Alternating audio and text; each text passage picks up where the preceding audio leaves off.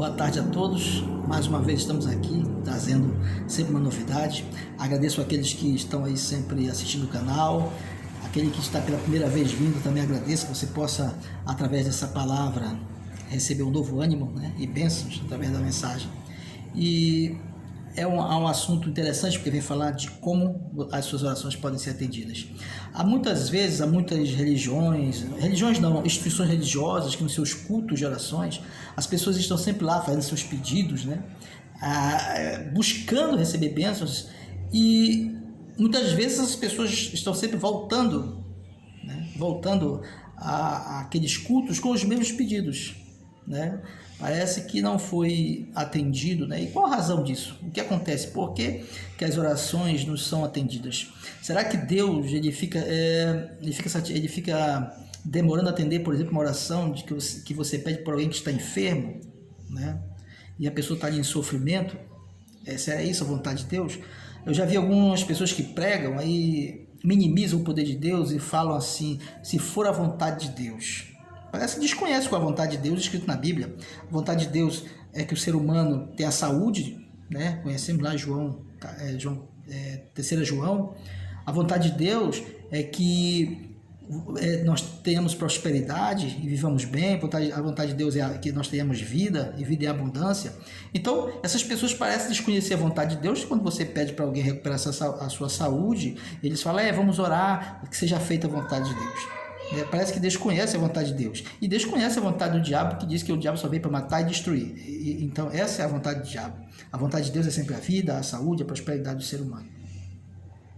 Davi, quando aquele filho de Betseba, mesmo Deus dizendo para ele que o menino ia morrer, ele caiu em oração e pediu a Deus.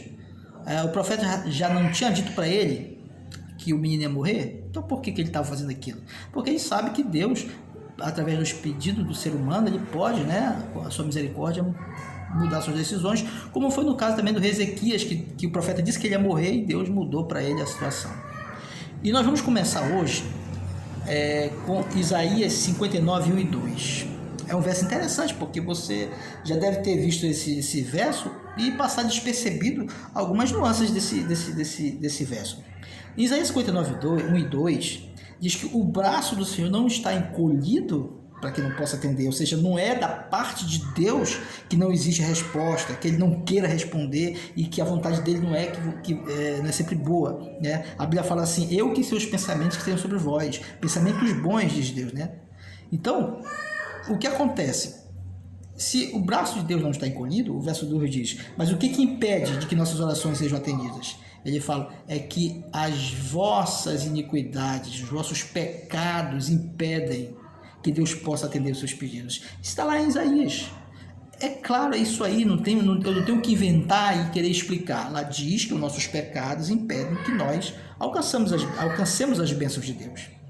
Então você vê que é algo interessante para que você possa ter esse entendimento. Vamos ler outras passagens aqui que são também interessantes, ainda dentro do assunto, que vai esclarecer muito melhor essa ordem. Eu vou ler, são várias passagens, vou ler algumas das mais importantes. Eu quero ver aqui Jeremias 5:25.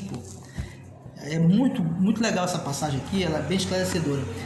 Jeremias 5:25 diz o seguinte: olha, porém as vossas iniquidades afastaram as bênçãos de vós, os vossos erros e delitos vos privaram de todos os bens.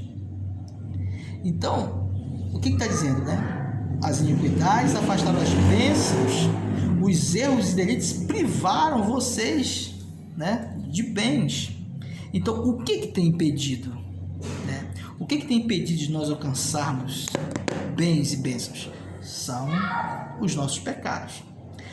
Agora você fica pensando: poxa, então é impossível, já que Deus não ouve, o pecado me impede de Deus ouvir as minhas orações. Então é impossível porque eu sou um pecador. Mas você vai ver que, que a Bíblia dá uma solução para isso aí, né? Ainda continuando dentro dessa mesma lógica, né?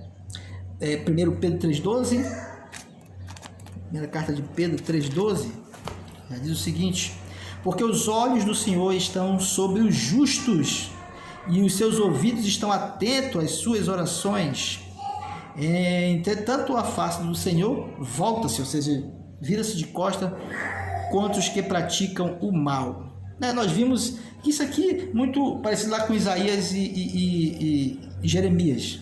É só para a gente organizar e respaldar mais a ideia central, que é que o pecado nos impede de receber as bênçãos e nossas orações serem respondidas.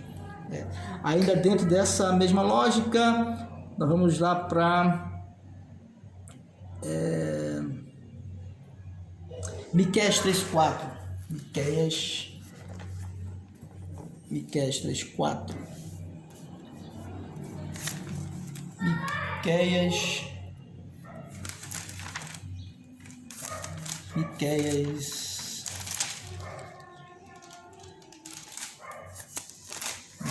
3:4 diz o seguinte: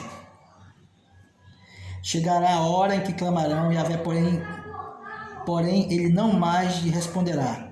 Naqueles dias esconderá a face devido a toda a malignidade que eles têm praticado. Então, você vê que o mal, as passagens deixam claro que o pecado, a iniquidade tem afastado, as pessoas de Deus atender às orações. Então, isso mostra essa lógica bíblica.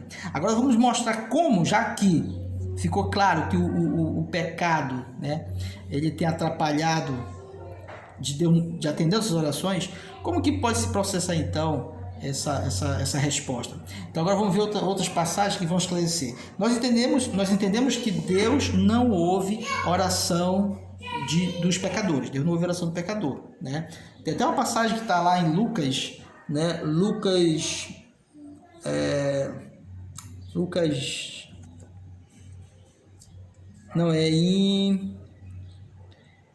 em João 9:31. João 9:31 diz: Deus não ouve a pecador, mas aos adoradores ele ouve. Deus não ouve pecador, mas os adoradores. E agora vamos ao entendimento. Se Deus não ouve pecadores, como minhas orações podem ser atendidas? Nós vamos começar respondendo essa pergunta com Atos 3:19. Atos 3:19. Atos 3:19, que nos diz o seguinte. Atos 3:19 diz o seguinte: arrependei-vos, portanto, e convertei-vos, para que assim sejam apagados os vossos pecados. Apagados os vossos pecados. Arrependei-vos e convertei-vos. Aqui o arrependimento e a conversão é um ato da graça. É o ato de eu reconhecer o meu pecado e, através de Jesus, acontecer a conversão. Mas isso não significa que eu não vou continuar sendo pecador. Acontece que quando eu me arrependo e eu me converto, eu vou entrar num processo de entendimento que eu tenho que estar em dias com essa relação de confissão de pecados. Porque era assim no processo do Velho Testamento. Todo dia era morto um cordeirinho da manhã e da tarde. Ou seja, todo dia o povo estava sobre a graça ali, a questão da intercessão. O cordeiro estava morrendo pelos pecados do povo. À tarde o cordeiro estava morrendo pelos pecados do povo. Então, arrependei-vos e convertei-vos, para que sejam apagados os pecados. Ou seja, pelo passo, eu tenho que aceitar ou receber Jesus como meu Salvador. Esse receber, ele acontece não é simplesmente do falar, mas no dia a dia do reconhecimento da minha pecaminosidade e que eu preciso confessar diariamente os meus pecados. Então nós vamos para Lucas 18:4. Vamos ver primeiro Lucas 18:4. Lucas 18:14, que diz o seguinte, olha, mais uma coisa interessante aqui. Lucas 18:14. Eu vos asseguro Essa é aquela parábola do fariseu e publicano, né? O publicano lá dizendo assim: ó, Senhor, não sou digno de olhar para ti, eu sou pecador, todo errado. Aí Jesus falou: eu vos asseguro que este homem, e não o outro, não o fariseu, né, o publicano, foi para a sua casa justificado diante de Deus. Ou seja, ele foi para casa como um justo, ele estava justo diante de Deus, né? Portanto, todo aquele que se vangloriar será desprezado, mas o que se humilhar será exaltado. Ou seja, se humilhar é aquele que reconhece o seu pecado, como diz Jeremias 3,13. Jeremias 3,13. Jeremias 3,13. No entanto, reconhece o teu pecado, que te rebelaste contra o teu Deus, que ofereceste os teus sentimentos e favores a deuses estranhos, debaixo de árvores verdejantes. Reconhece também que não me obedeceste, assim diz o Senhor. Então, o processo eu tenho que reconhecer o arrependimento bíblico é o reconhecimento de que eu estou em débito, que eu estou em desobediência a Deus, né? Então, quando eu reconheço o meu pecado, ele diz aqui em Jeremias, Deus fala assim: e eu não vou ficar irado para sempre. Ou seja, o processo é: reconhece o teu pecado, confessa o teu pecado, e como aquele publicano ali, você vai sair justo diante de Deus. E Deus ouve a oração do justo. Esse é o processo. Deus ouve a oração dos justos. Então, como a sua oração pode ser atendida? Você tem que confessar os seus pecados para que você possa poder orar pelos outros também, né? Orar por alguém. Você está, estou orando pelo meu filho, pela minha filha, pela minha mulher, pelo meu marido, pelo meu parente, e as minhas orações às vezes não são atendidas. Olha o que diz Hebreus, em Hebreus capítulo 7, Hebreus capítulo 7, verso 27. Hebreus 7, 27.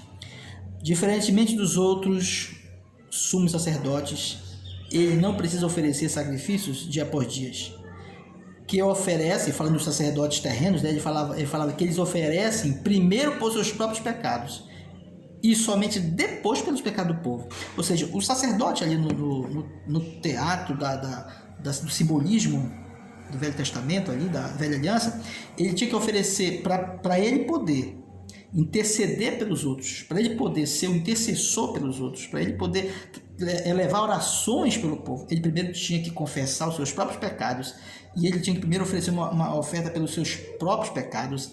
Ele primeiro tinha que se tornar justo, porque o sacerdote era um símbolo de Jesus, o justo.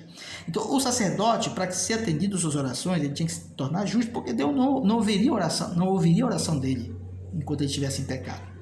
E assim o processo sempre foi assim. Primeiro eu tenho que confessar os meus pecados.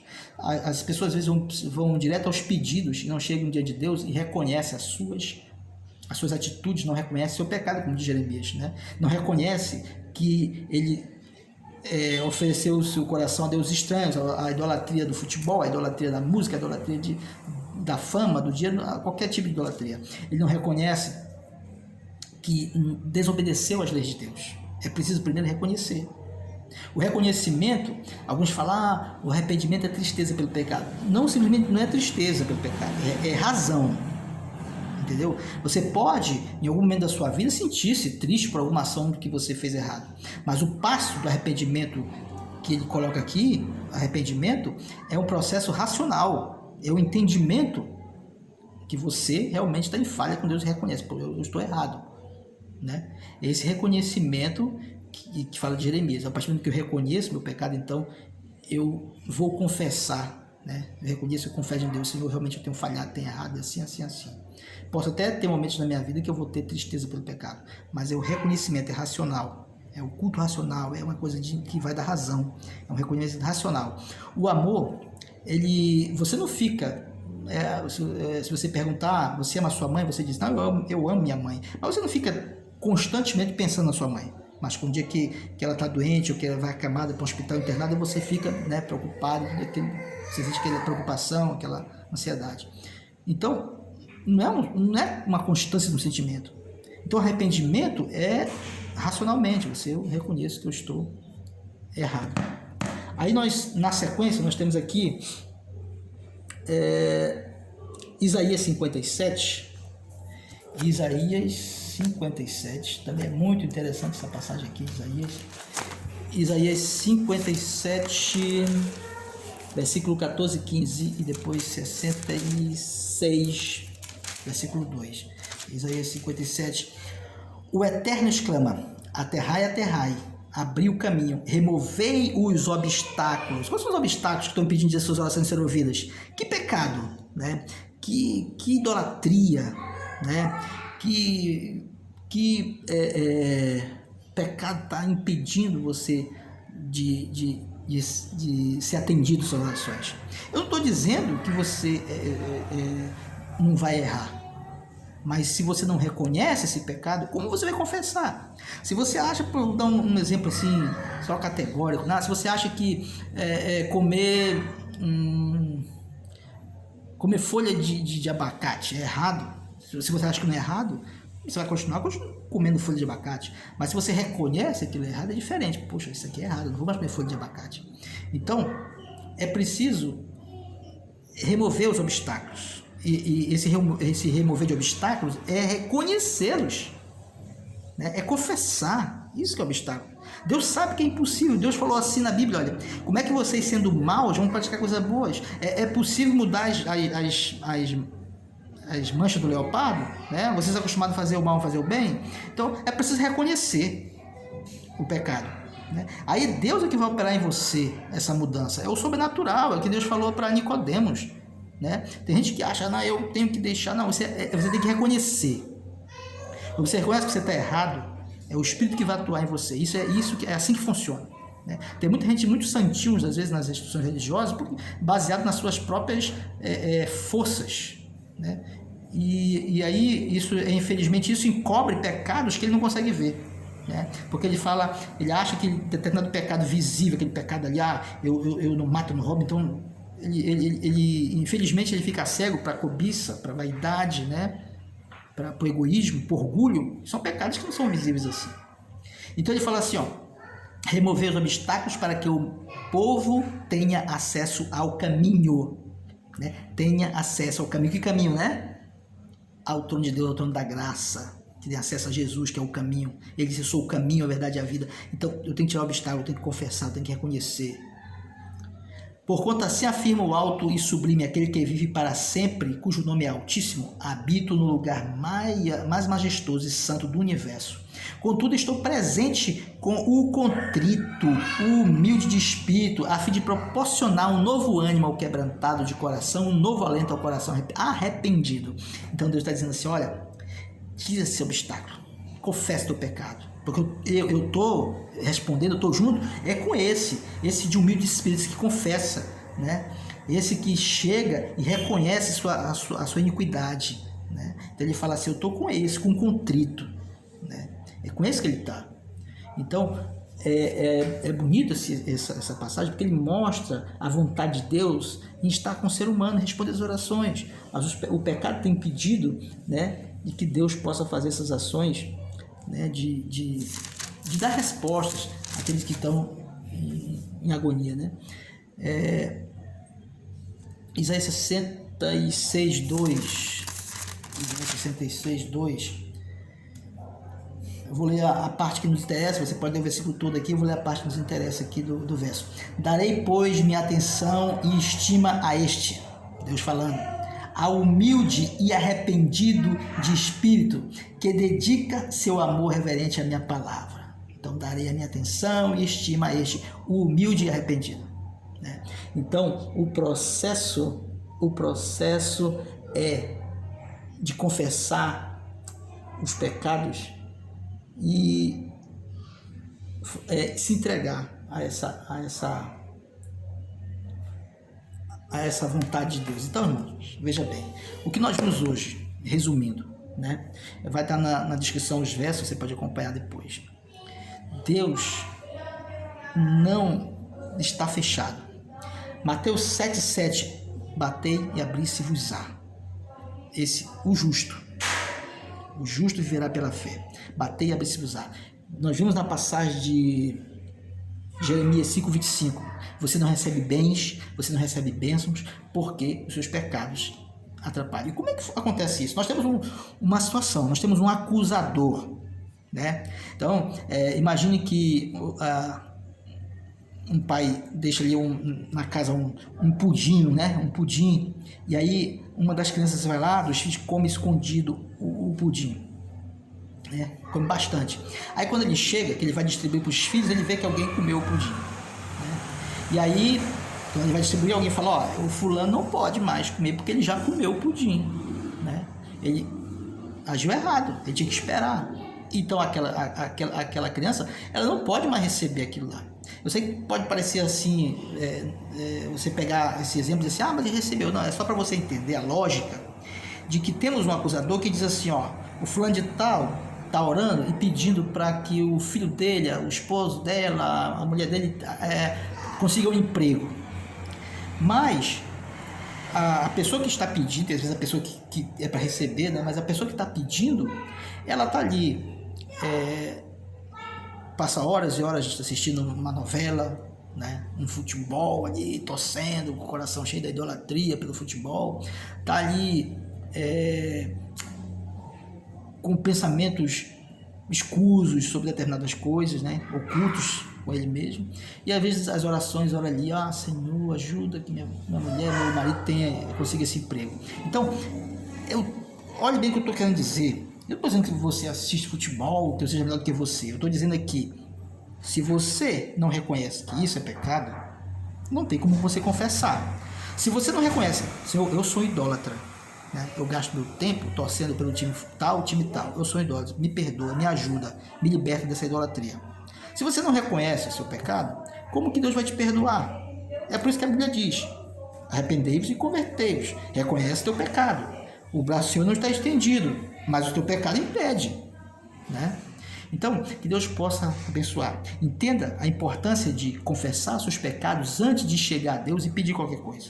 É importante no amanhecer, como o sacrifício da manhã e da tarde, ao amanhecer, as primeiras orações sejam de confissão. Senhor, me perdoa os meus pecados que eu fiz. E como Davi, você tem que dizer, aqueles que me são ocultos, está lá no Salmo 19, né? Me perdoa aqueles que são ocultos, aqueles que eu não sei, porque é justamente isso, às vezes somos egoístas, somos orgulhosos e o orgulho, a vaidade, a cobiça são pecados difíceis de ser detectados por quem os pratica, pelos que os têm. Então Deus possa abençoar, que a partir desse dia você possa entender esse processo e suas orações possam ser atendidas quando você chegar diante de Deus e confessar seus pecados, para que o acusador não possa chegar diante de Deus e dizer assim, esse aí não pode ser atendido não, que ele está em débito aqui, tem pecado confessado, né?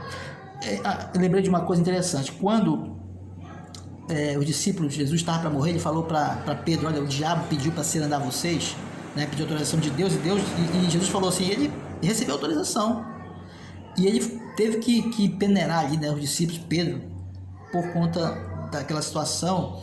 Jesus estava para morrer, e sabe qual era o pensamento dos discípulos? Era o orgulho, a vaidade, a cobiça. Eles estavam pretendendo, brigando para quem ia ser o primeiro lá do reino, quem ia ser o primeiro colocado, quem ia sentar à direita, à esquerda do rei e tal.